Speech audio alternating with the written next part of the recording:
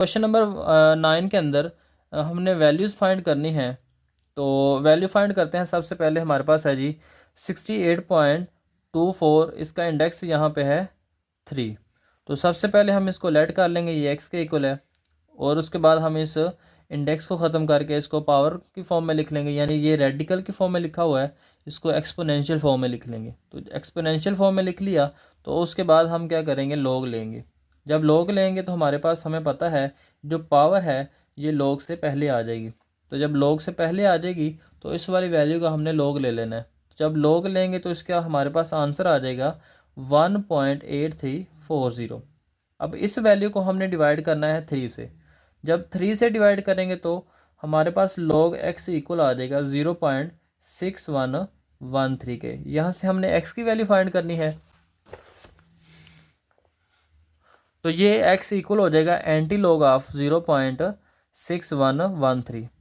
Calculator से आप इसकी वैल्यू फाइंड कर सकते हैं और उसके बाद आप लॉगरिथमिक टेबल को यूज़ करते हुए इसकी वैल्यू फाइंड कर सकते हैं। तो यहाँ से हम शिफ्ट लॉग जो है वो प्रेस करेंगे कैलकुलेटर से, तो हमारे पास आ जाएगा एंटी लॉग 0.6113 का 4.0860। इस तरह से पार्ट नंबर 2 के अंदर ये दोनों नंबर्स आपस में मल्टीप्लाई हो रहे हैं, तो हम लेट कर लेंगे ये x के इक्वल है। उसके बाद हमने दोनों तरफ इसका लॉग लेना है।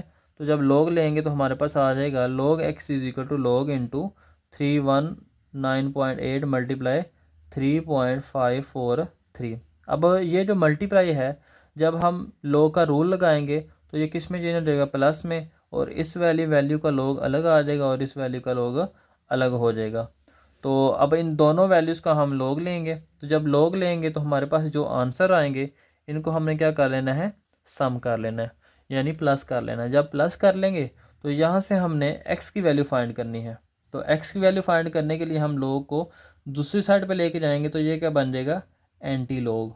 तो जब इस वैल्यू का एंटी लॉग लेंगे तो आ जाएगा 1133।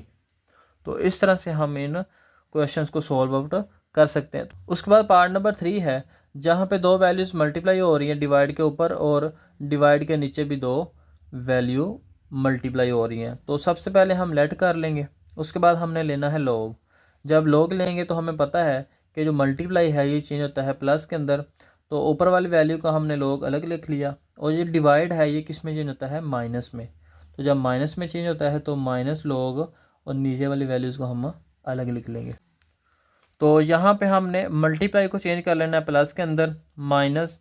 इस तरह से ये वाली जो मल्टीप्लाई हो रही है वैल्यू आपस में, इनको हमने चेंज कर लेना है प्लस के अंदर और बाहर ब्रैकेट के हम माइनस लिख लेंगे। तो जब इन वैल्यूज़ के हम लॉग लेंगे तो हमारे पास आंसर आ जाएंगे। तो माइनस माइनस जब अंदर मल्टीप्लाई होगा तो इनके साइन चेंज हो जाएंगे। ये प्लस की वैल्यू थी, ये माइनस की हो गई, और ये भी प्लस की थी तो माइनस हो गई। तो उसके बाद हमने इन सारी वैल्यूज़ का हमने लॉग लेना है। यहाँ पे मैंने ऑलरेडी लॉग लेके वैल्यूज़ पुट की हुई हैं, तो आप भी जो है वो फाइंड कर सकते हैं। अब हमने इन वैल्यूज़ को प्लस माइनस करना है।